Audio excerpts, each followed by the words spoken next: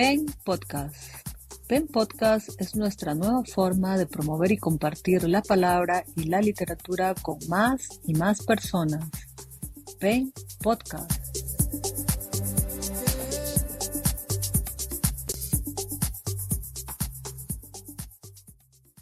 Hola, ¿cómo están? Les saluda Antonieta Recis Entre Voces y Personajes. En esta oportunidad, en este nuevo episodio, contamos con la presencia de mi estimado Werner Solórzano Lemus. Bienvenido, Werner. ¿Cómo te encuentras? Gracias, Antonieta. Muy bien, gracias por la invitación. Bienvenido. Cuéntanos, háblanos acerca de ti. ¿Quién es Werner? A ver, ¿qué proyectos tiene a futuro? ¿Qué proyectos ya tuvo? Y si vas a seguir con lo mismo, por ejemplo, con lo de tu libro, Guatemalans y otros cuentos. ¿Lo dije bien? Porque soy mala para la pronunciación, pero cuéntanos. Sí, Guatemalans y otros cuentos es un libro de relatos que publiqué con Kazam A en el 2021. Y para presentarme, pues tal vez puedo mencionar un poco de mi formación. Yo soy psicólogo clínico, me gradué de eso. También soy traductor jurado. Fui docente por muchos años de inglés y francés. Y eso en esencia, he sido muy curioso, siempre queriendo aprender nuevas cosas. Actualmente estoy cursando una licenciatura en teología. Entonces, son temas que a mí me han interesado, la teología, las humanidades. Y este libro es también un reflejo de eso, porque va desde una perspectiva humana o tratando de ponerse en el lugar del otro. Porque este libro, Guatemalans y otros cuentos, aborda como las psiques de diferentes grupos sociales de Guatemala. Claro, eso los fue famosos lo que Guatemalans, por ejemplo, que son personas que viven en su burbuja, que viven en Guatemala, pero viven en su burbuja, entonces hay una desconexión con la realidad de la mayoría de nosotros.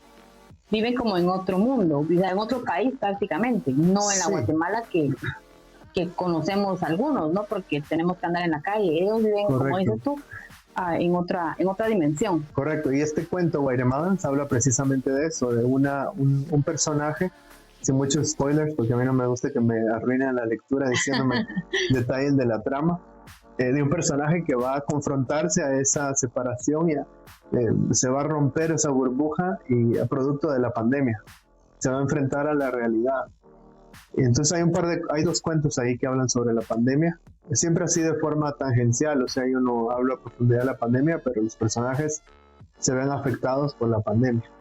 Muy bien, pero también en la colección de relatos antiguos, anteriores, que yo venía juntando desde hace 5 años.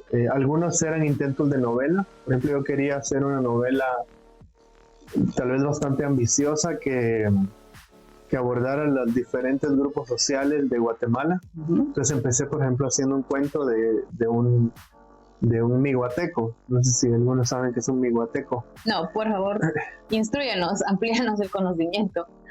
Bueno, solo voy a terminar este pensamiento. Entonces es un miguateco, luego una persona más progresista, una muchacha más progresista, luego también una persona más de clase media, popular, pero como que a mí no se me da mucho la novela, como que se me da más el cuento. Guatemalans casi son 35 páginas. Entonces está en el lado del cuento corto, pero ya mal desarrollado. Ah, qué interesante. O sea que Guatemalans es un cuento. Es un cuento. Ah, sí, pues por eso dice Guatemalans y otros cuentos. O sea, como el principal sería este. Sí, Guatemalans es el cuento más largo y que le da el nombre al libro. Al libro. Entonces mi amigo Víctor Muñoz dice que yo tengo más madera para escribir cuentos. Fui tratando de hacer que estos que iban a ser capítulos de una novela se volvieran un cuento. Entonces el personaje tiene que tener un arco, o sea, tiene que tener un desarrollo, son un montón de cosas, pero al final, ¿qué pasó? Nada. Sí, pues es falta historia, que ese es un don muy, muy especial y muy diferente. Yo creo que para escribir se necesitan 2 dones. Uno es el talento literario, o sea, la capacidad de poner las cosas en palabra escrita, y ese es un don relativamente común, o sea, no es tan especial. Pero el otro don, que es contar una historia que pegue, una historia que nos diga como la vida es así y uno pueda identificarse, eso es un talento muy especial que no todos lo tienen. O sea, tal vez se puede aprender. Yo creo que se puede aprender, claro que sí, aprender. A escribir se puede aprender. Pero yo creo que eso es lo que hace una escritura memorable, que tenga ese don de poder contar una historia que nos enganche y que no solo sea así, escribe muy bien pero no lleva a ninguna parte. Claro, interesante. O sea, es en donde se aprende mucho en la literatura que se hace un poco de lado, que son los bestsellers, porque ellos sí tienen una trama muy definida, los arcos de los personajes son muy claros, marcados. Sí, o sea, si una escena no hay un cambio en el personaje al final, esa escena no tiene que estar en el libro, porque es exposición nada más, es expositiva. Entonces tiene que haber ahí como una dialéctica entre dos polos, y que al final de la escena algo haya cambiado, el personaje no sea el mismo de cómo inició la escena. Sí, porque no sería como en línea recta, ¿verdad? Claro, no hay un desarrollo. Entonces eso se aprende mucho en los bestsellers.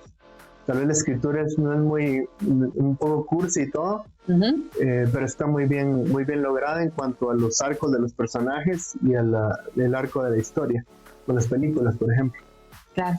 Y eso es casi matemático, o sea, el 25% ocurre algo, luego el 50%, al 75% y luego se resuelve. Los nudos. Sí, esa es la forma tradicional de contar historias. Y luego están las mini tramas también, que las mini tramas son como le llaman rodaja de vida, o sea, es que contamos un pedacito de la vida, pero no ocurre mucho en cuanto a trama. Pero bueno, ya nos fuimos por otro lado. No, pero está genial, la verdad, muy interesante. Tu postura con respecto a la escritura y esto del talento, dijiste el talento del escritor, y aparte es cómo saber contar una historia, ¿no? Correcto, el talento de usar el lenguaje, que eso es bastante común, o sea, no es tan especial. Lo especial es saber contar una historia que realmente toque al lector. Y yo creo que esa es la aspiración más importante de un escritor, llegar a tocar al lector y respetar al lector, claro. Ajá. Y me parece muy interesante y curioso porque tu perspectiva, tu pensamiento creo que va muy orientado a tu profesión. O sea, como psicólogo, analizas desde otro punto cómo tiene que ser un escritor. Sí, lo que pasa es que yo sí soy un creyente en que el escritor debe formarse, no solo puede escribir porque ha leído muchos libros y ha leído muchas historias. Hay que seguir una formación porque estas cosas se aprenden. Entonces yo no pretendo en ninguna medida dominar estos temas, pero he tratado de instruirme en esos aspectos de la historia, cómo contar una historia. Entonces, eso. ¿Y cuánto tiempo tardaste en escribir este primer libro?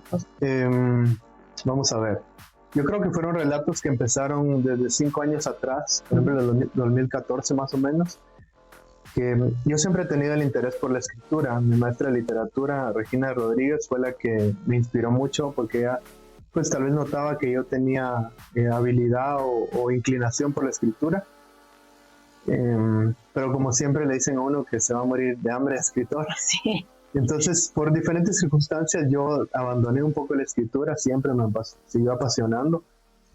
21 años yo ya no escribía nada, tal vez de otros temas, pero fue como en el 2014 que yo me propuse retomar la escritura y empezar a producir textos. Entonces, esos son el producto, o sea, este libro es el producto de esos primeros relatos. Que yo tenía más o menos 24 relatos y de esos escogí 12, que son los 12 que están en el libro. Yo siempre considero que el libro es un libro de un escritor principiante y tiene todas las características de una escritura de principiante. ¿Por ejemplo? Sí, de eso me quisiera elaborar un poco. Por ejemplo, vamos a ver. A este libro sí yo implementé esto que voy a mencionar ahorita. Pero una de las características principales de una escritura de principiante es el uso de adjetivos y adverbios. Yo pensaría, pues, ¿cómo no va a usar adjetivos y adverbios? Entonces hay una frase muy bonita de Mark Twain que va de esta forma. Él dice, cuando encuentres un adjetivo, mátalo. No quiero decir que lo mates del todo, sino que mates a la mayoría de ellos. Entonces el resto será valioso. Debilitan cuando están juntos, dan fuerza cuando están muy separados. Un hábito de adjetivos, un hábito de palabrería difuso y florido, ahí está como jugando porque está usando muchos adjetivos. Una vez fijado en una persona es tan difícil de eliminar como cualquier vicio. Entonces, el uso de adjetivos y adverbios excesivamente, como lo hice ahorita, entonces delatan una escritura de principiante. Este sí no lo tiene porque yo estaba aprendiendo estas cosas y fui eliminando los adjetivos que no eran necesarios. Por ejemplo, y hay adjetivos que están de más. Por ejemplo, si decimos sonrió alegremente, o sea, el adjetivo es importante cuando yo digo algo que no encaja con ese verbo. Por ejemplo, sonrió amargamente, ahí sí, porque ahí una estoy contradicción. Correcto. Ajá. Entonces esa es una de las cosas. La otra cosa que este libro sí tiene ese error es conceptos, escribir con conceptos. Por ejemplo, decir el famoso dictum que va ¿cómo es? Show, don't tell. O sea, muestra en vez de decirlo. O sea, en vez de decir que, por ejemplo, una muchacha es bonita, mejor la describimos. Entonces eso hace que el lector se transporte. Sí. No decir estaba enojado, sino mostrarlo. La emoción. Mostrarlo en la acción. Que estaba enojado. O sea, entró a la casa, pateó la puerta, trató de pegarle al perro. Entonces eso nos dice al lector le dice que la persona está enojada. Entonces, solo para dar un ejemplo. Sí. Por ejemplo, una escritura muy evocativa es un libro que estoy leyendo ahorita que se llama Temporada de Avispas, de Elisa Ferrer. Dice, está sonando un teléfono, entonces dice es un número desconocido, debería responder.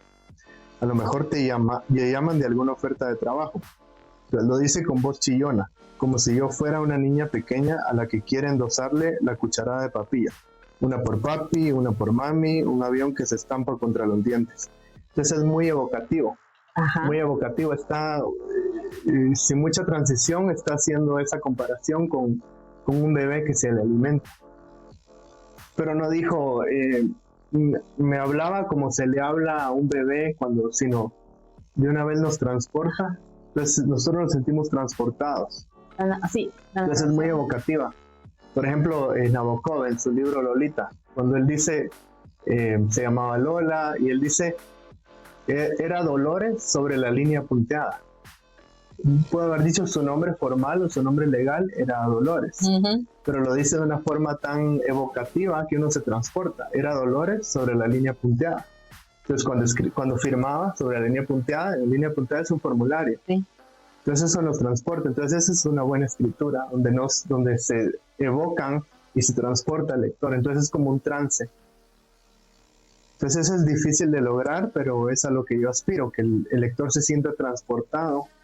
Y eso se hace de una forma muy sencilla, pero es difícil, por los hábitos de hablar en conceptos, en abstracciones, hablar en el aquí y el ahora. O sea, hablar momento a momento. Entonces la escritura es una experiencia sensorial, donde no hablamos de conceptos, sino entonces no hablamos de conceptos o de cosas intelectuales, sino es momento a momento, una experiencia sensorial. Entonces eso transporta al lector a lo que queremos comunicar conscientemente. Genial. Qué maravilla poder tenerte aquí, Werner, entre voces y personajes. Estamos con un personaje realmente multifacético que nos está hablando de lo que es la escritura, cómo es que escribe él, y viene a criticar su libro, de que es básicamente que es de principiantes. Sí, vengo un poco a criticar mi libro. Sí, te criticas. Usualmente sabes que los escritores, la mayoría, hacen eso, ¿no? Dicen, lo vuelven a leer o no importa, y dicen, esto me faltó, o esto, o no tuve que haber hecho esto, pude mejorar esto. Sí, pero Juan Carlos Onetti en una entrevista dice que no le gustaba leerse porque él decía, bueno, aquí hay tanto que puede haber trabajado mejor. Por ejemplo. Entonces hay un documental que se llama Jamás leí a Onetti, que habla sobre Onetti, el escritor, pero sobre esa frase que él dijo en algún momento. No le gustaba leerse. Entonces cuando fue la presentación del libro, yo traté de leer el libro y no pude. No pude porque me sentí frustrado. Digo, no, esto no. Exacto. Algunas analogías así muy forzadas, muy... Así lo sentiste, así lo viste. Sí, por ejemplo hay un personaje, es un cuento muy bueno que le gustó mucho a Víctor Muñoz, que se llama Zen Nurse, que se mencionó en la presentación del libro que hicimos ahí en el Teatro Lux, ¿cómo se llama el lugar? Cooperativa Española. Sí, la Cooperación Española. Cooperación Española. Sí, entonces empieza diciendo que el personaje extiende sus brazos viendo una camiseta y los extiende como bate de béisbol. Yo, ¿cómo escribir eso ahorita? Ahorita ya no lo escribías No, porque así. es una analogía muy forzada, no es necesaria. Okay. Es una metáfora, mejor dicho, Sí. forzada, que no es necesaria. Es que, o sea, sí, se critica mucho Sí. al escritor, pero es parte de eso, de la perfección, porque Sí. se tiene como cierto estándar. Por ejemplo, Sí, man. más cuando se ha leído y uno dice tengo que llegar, por ejemplo, a este nivel, ¿verdad? Que Ujú. ya es como, ya no usa las metáforas tan forzadas, ya no usa las analogías tan ilógicas, por decirlo así. Sí. Entonces, sí, uno se lee y dice, esta frase no iba aquí, o lo pude haber puesto de otra forma. Ujú. En ese punto estás con este libro. ¿Qué esperas del segundo libro? Bueno, yo espero que sea un libro que ponga en práctica lo que hemos platicado, Ujú.